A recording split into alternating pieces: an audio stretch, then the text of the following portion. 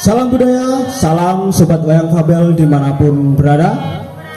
Dalam acara siang hari ini, saya sudah bersama tamu spesial, yaitu Bapak Dr. Aris Arianto, M.Hum, dari Universitas Muhammadiyah Purworejo, yang akan berbincang mengenai topik Wayang Fabel dalam kajian penelitian. Mari kita simak bagaimana perbincangan kali ini. Oke, nantikan. Selamat siang, salam budaya, salam Sobat Wayang Fabel dimanapun berada. Siang hari ini saya sudah bersama Bapak Dr. Aris Arianto, M.Hum, dari Universitas Muhammadiyah Purworejo. Pada siang hari ini kita akan melakukan diskusi mengenai kajian penelitian beliau mengenai Wayang Fabel dengan objeknya. Mungkin bisa diceritakan sedikit Bapak Aris Arianto, bagaimana kajian panjenengan dalam objek Wayang Fabel tersebut. Semoga saya persilahkan waktu dan tempatnya.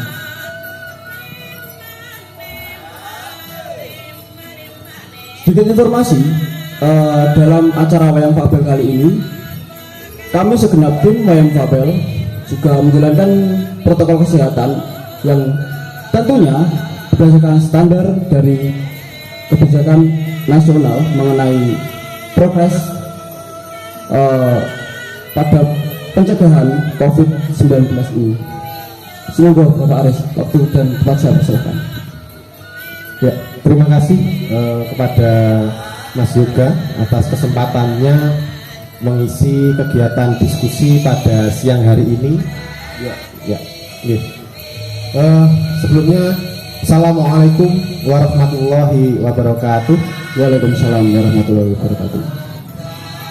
Sebelum saya berangkat membahas mengenai kajian tentang Wayang Fabel, di sini saya akan menceritakan sedikit, ya, awal mula saya tertarik untuk meneliti lebih jauh mengenai Wayang Fabel. Yang pertama, tentu saja ada semacam magnet, ya, atau ketertarikan saya, karena memang saya sejak kuliah itu sudah tertarik dengan dunia wayang. Iya, begitu.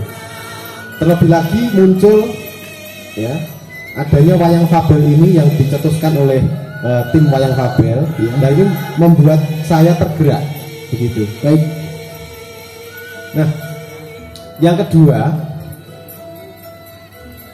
karena melihat kondisi saat ini, ya, di mana efek atau akibat dari pandemi COVID yang berkepanjangan, ya, saya melihat potensi adanya Wayang Fabel ini ketika nanti disampaikan kepada generasi muda, khususnya untuk anak-anak di bawah SD atau PAUD, ini akan membawa dampak yang bagus bagi motorik ataupun psikologi anak-anak, begitu.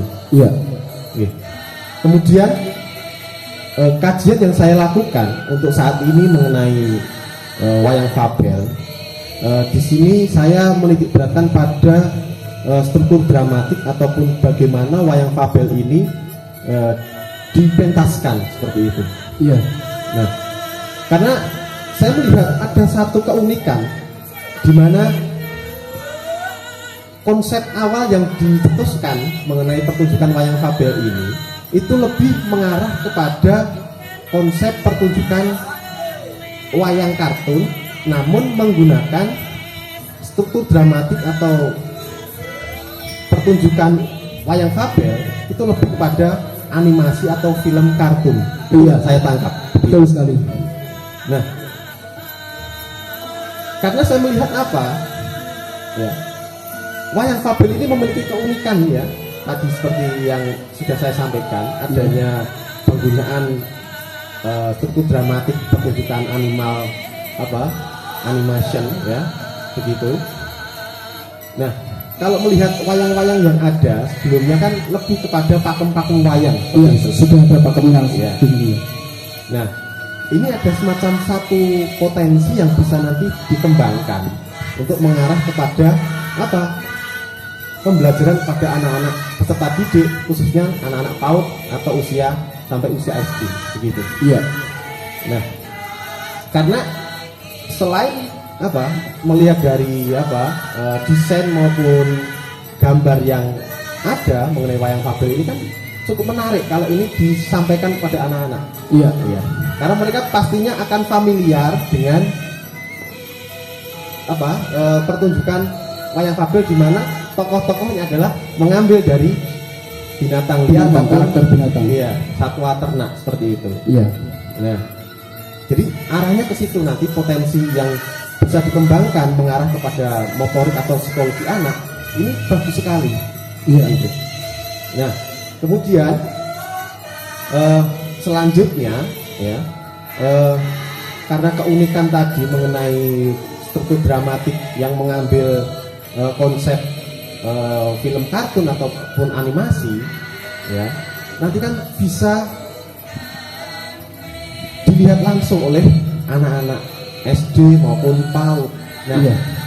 saya punya semacam angen-angen ya ke depannya itu Pandangan wayang ke fabel. depannya. Ya, wayang fabel ini ya insya Allah ya itu akan menjadi satu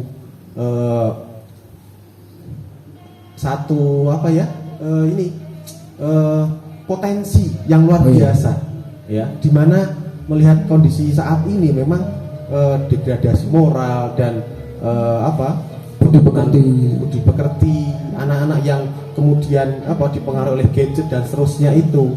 Nah, adanya kemunculan wayang fabel ini akan menarik sekali begitu. Nah, kajian ke depan saya akan memfokuskan setelah struktur dramatik ini kepada psikologi perkembangan anak begitu. Iya. Saya akan menanyakan beberapa hal terkait pertunjukan atau perform wayang fabel yang sudah beberapa kali diunggah dalam konten YouTube wayang fabel maupun beberapa kali dilakukan pertunjukan di offline. Semoga Bapak Aris. Terima kasih Mas Yoga.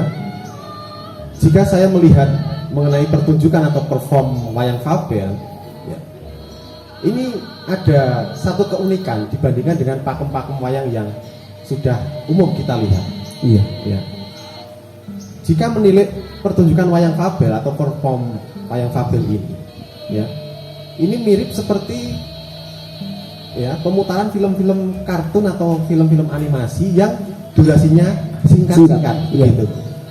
Jadi kalau saya melihat ini ada satu potensi di mana nanti akan menarik minat anak-anak untuk menyaksikan ya konten-konten ataupun cerita-cerita di dalam pertunjukan wayang fabel ini. Iya. Ya. Karena kalau kita melihat pakem-pakem wayang yang ada kan durasinya panjang begitu. Ya. Iya. Nah, durasi panjang ini kan tentu saja akan berefek pada kejenuhan anak-anak gitu. Nah, di samping itu juga wayang fabel atau pertunjukan wayang fabel ini ya, saya melihat tim wayang fabel atau wayang kartun ini sangat cerdas dalam menangkap potensi ya, dimana melihat kondisi zaman yang serba canggih, kemudian tim wayang fabel selain pertunjukan dilakukan secara offline ataupun secara luring juga dilakukan secara daring yang kemudian diunggah ya dalam di konten YouTube seperti itu. Iya. Nah, potensi ini tentu saja akan nanti bisa jauh ke depan ya, mengingat saat ini di mana kondisi akibat pandemi Covid yang berkepanjangan seperti itu, ya mampu ya setidaknya nanti akan memberikan nafas atau suasana baru bagi anak-anak, khususnya di anak-anak Indonesia.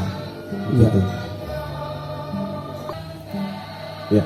Kemudian mengenai konsep pertunjukan atau perform wayang fabel yang saya lihat lagi yang cukup menarik, ini pertunjukan wayang fabel ya, tidak menggunakan instrumen yang banyak seperti itu.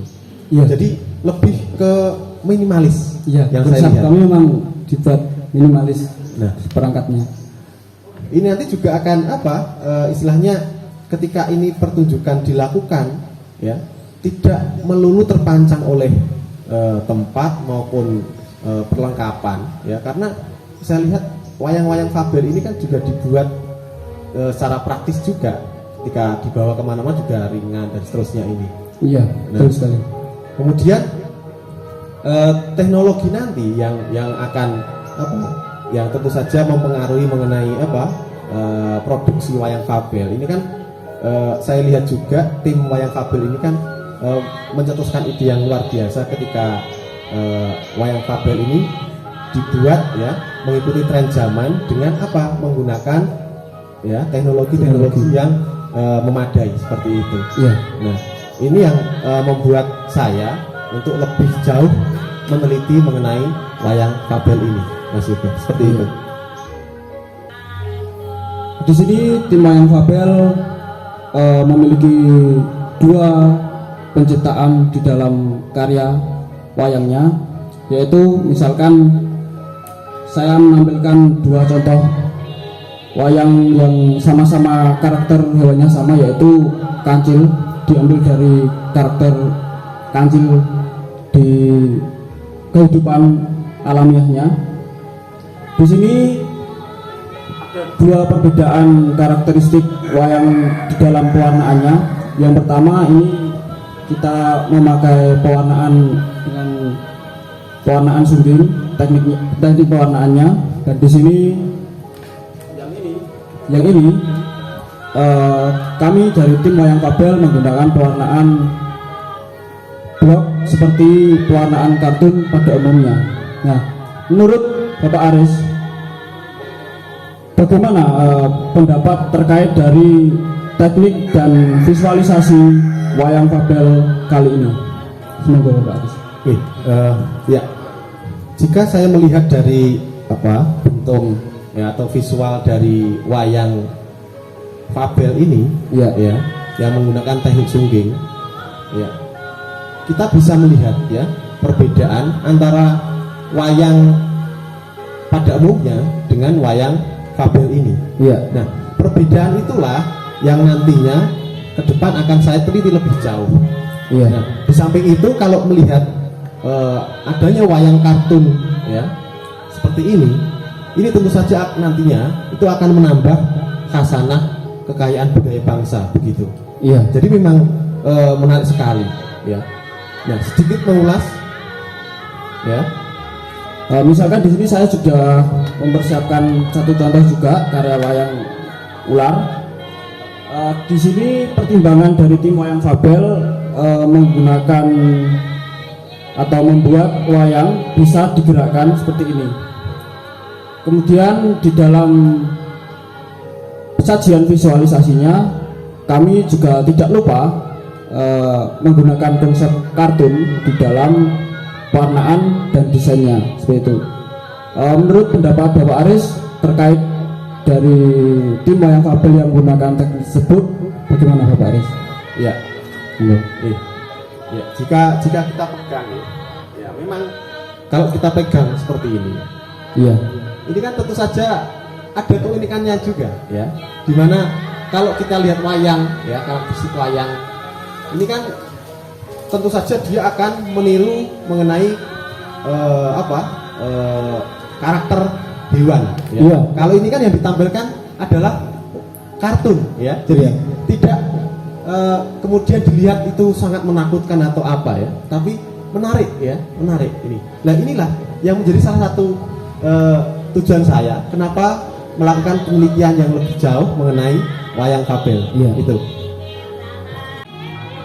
perlu diketahui, selain dari kita mengambil objek hewan atau binatang di kehidupan alamiahnya, naturalnya, selain itu kita juga menggunakan teknik penciptaan wayang dengan menggabungkan dengan karakter wondo ya.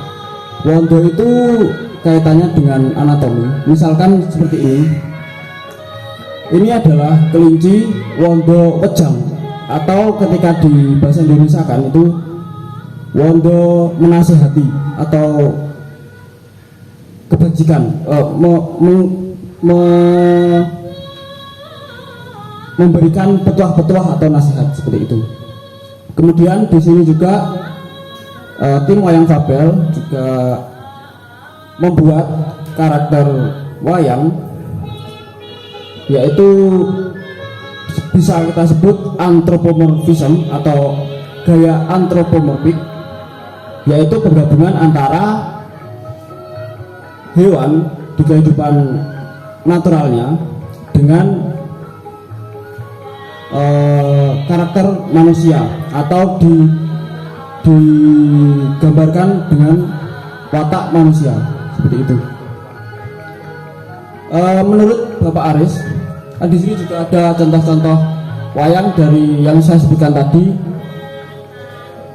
Menurut pendapat Bapak Aris, pandangan terhadap dua contoh karakter ini, pripun Pak Aris? Semoga. Ya, jika saya melihat ya dua karakter hewan ini ya, ini wondo banteng ya, wondo banteng seperti itu. Nah, sudah disampaikan Mas juga ya mengenai karakternya mengambil ya karakter manusia yang digabungkan dengan hewan Iya. yang juga disebut tadi anthropomorphism atau anthropomorphic ya. tadi. Nah inilah ya keunikan lain yang disajikan oleh wayang fabel dan tim ya, sehingga lebih jauh ya. Ini akan menarik untuk menjadi bahan kajian ya. Iya. Terlebih wayang fabel ini ya, itu ketika nanti dipentaskan menggunakan pakem-pakem wayang yang ada, itu juga tidak akan mengalami kesulitan karena memang sudah disesuaikan dengan pakem wayang, kemudian disesuaikan dengan wayang fabel itu sendiri. Iya. Gitu. Itu Mas tanggapan saya.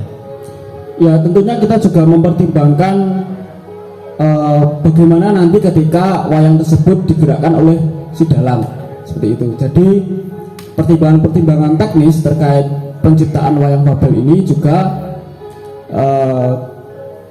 didiskusikan secara mendalam seperti itu Bapak Aris. Demikian diskusi siang hari ini bersama Dr. Aris Arianto M.Hum dari Universitas Muhammadiyah Purworejo. Ya, nantikan terus channel YouTube kami di YouTube channel Wayang Fabel, dan jangan lupa untuk terus dukung kami melalui subscribe, like, and dan share ya. Dadah sobat Wayang Fabel.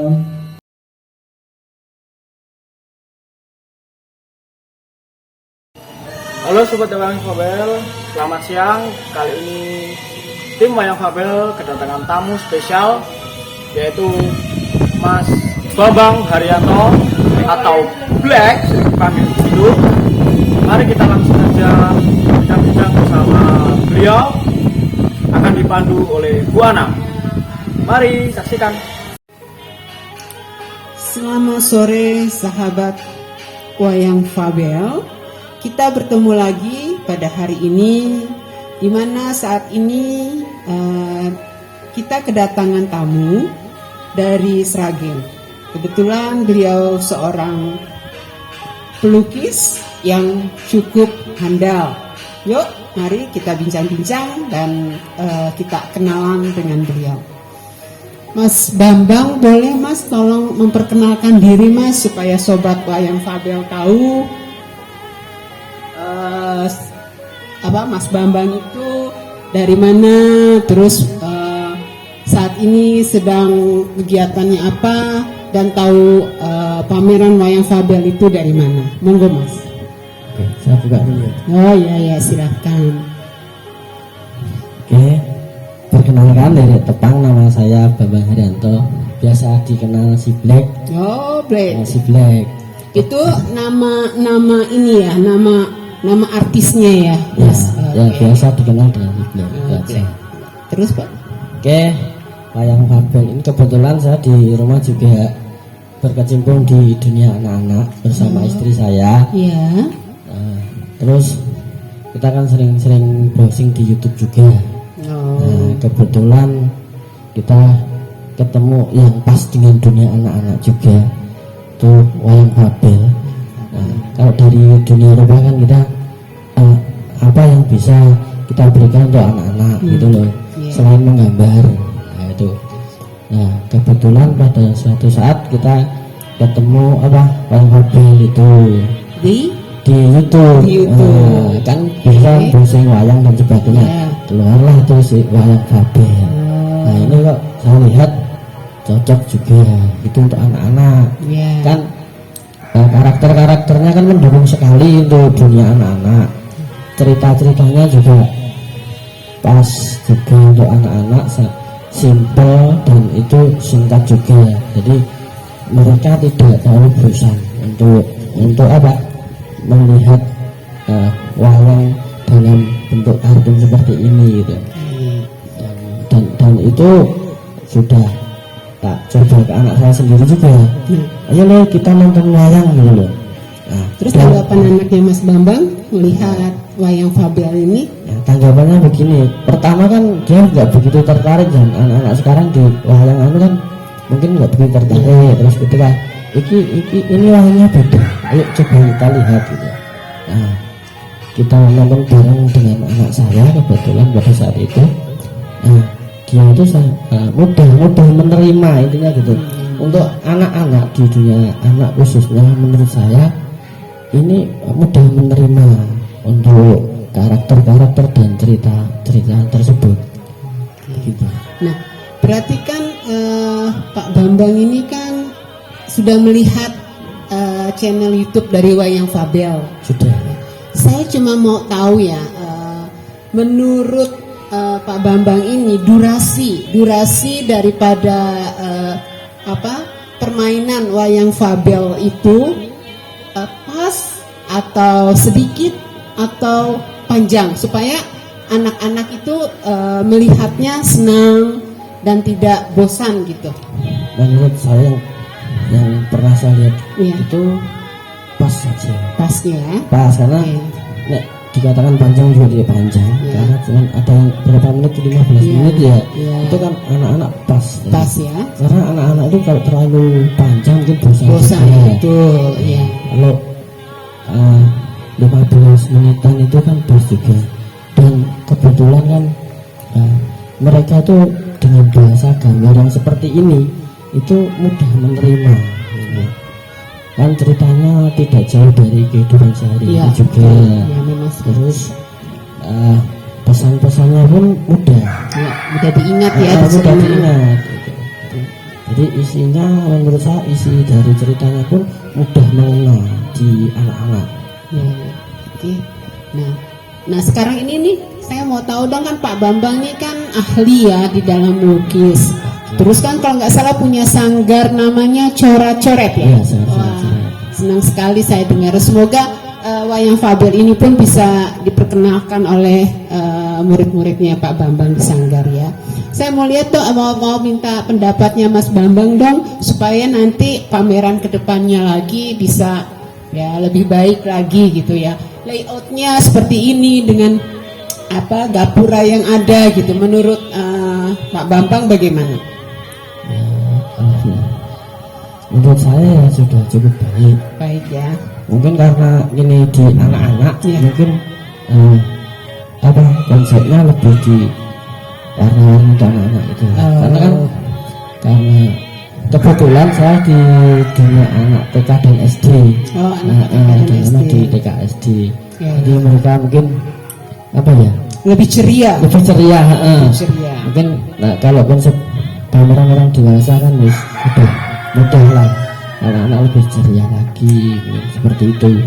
Kita sih sebenarnya gini, memang prioritaskan anak-anak ya, tapi karena ada beberapa cerita juga yang diambil dari tim wayang Fabel itu bukan khusus anak-anak, memang ada juga untuk kehidupan daripada orang-orang dewasa lah seperti itu. Nah mungkin nanti misalnya 5 hari acara pameran, yang 2 hari bisa untuk anak-anak khusus supaya anak-anak nanti kalau setelah pandemi sudah tidak ada ya, terus yang ketiga harinya bisa untuk umum gitu, seperti itu. Saya sih inginnya mencakup bisa ke semuanya gitu loh Pak Bambang ya, begitu sih keinginan saya gitu kan. Nah, menurut Mas Bambang, apakah keinginan itu dengan wayang fabel itu bisa terwujud? Ya, menurut saya sih bisa saja. Tapi mungkin karena saya di dunia anak ya, sudut pandang saya mungkin dari yang dari dunia anak-anak ya. Nah, itu menurut saya. Kan, karena mereka akan lebih tertarik juga ketika ada apa ya, sesuatu yang lebih ceria gitu. Yang masih diberi anak-anak dunia ceria Iya, ya. ceria. Oke. Apa? Kok roadshow juga boleh? Iya, Rasul. Kami sih punya cita-cita keinginan pameran di Jakarta, Pak. Begitu rencananya. Roadshow.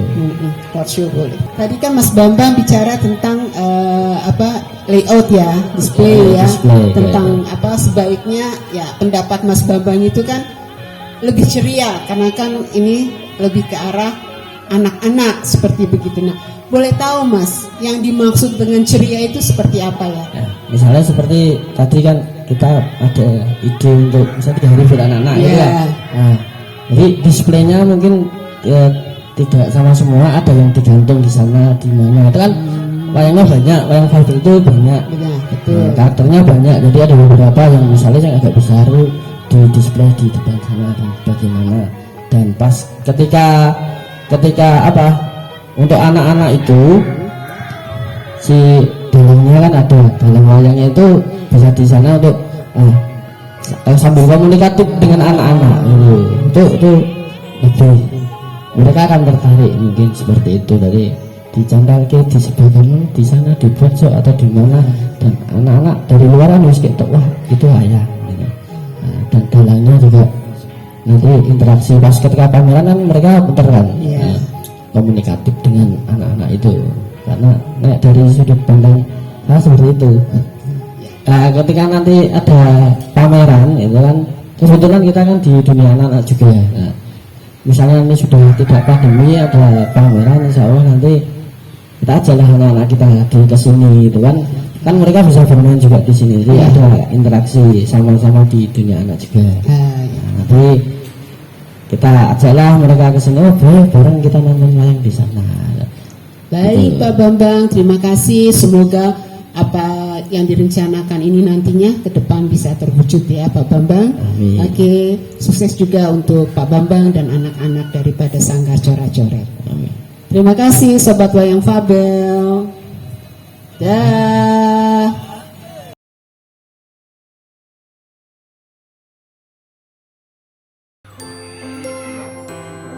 Selamat siang Sobat Wayang Fabel.